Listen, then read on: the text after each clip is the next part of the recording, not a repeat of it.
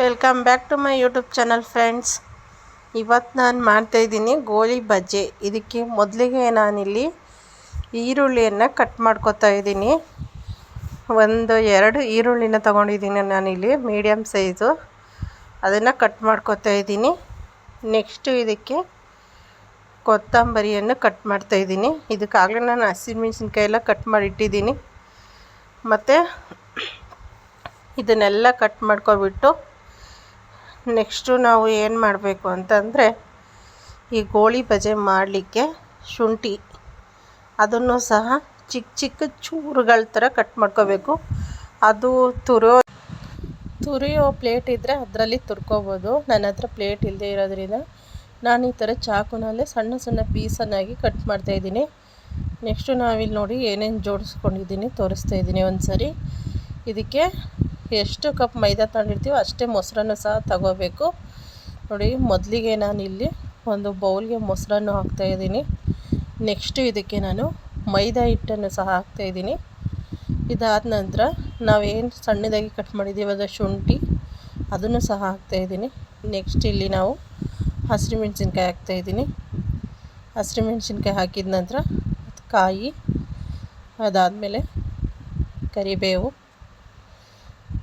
ಕೊತ್ತಂಬರಿ ಸೊಪ್ಪು ಮತ್ತು ಕಟ್ ಮಾಡಿರೋವಂಥ ಈರುಳ್ಳಿ, ಅದಾದ ನಂತರ ಜೀರಿಗೆ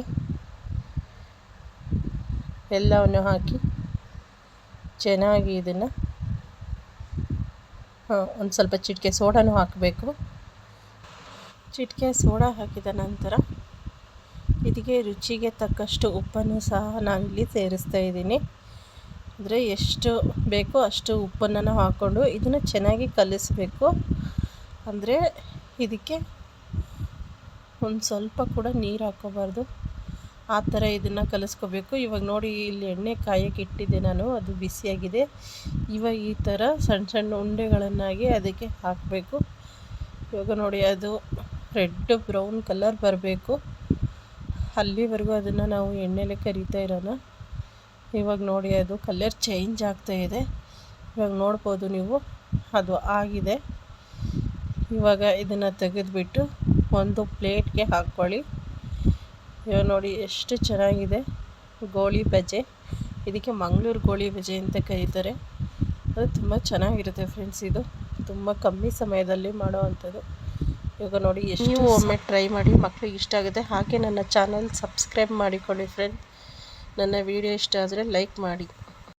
ಯಾರಾದರೂ ಹೊಸ್ದಾಗಿ ನೋಡ್ತಾಯಿದ್ರೆ ಸಬ್ಸ್ಕ್ರೈಬ್ ಮಾಡ್ಕೊಳ್ಳಿ ಫ್ರೆಂಡ್ಸ್, ಪ್ಲೀಸ್.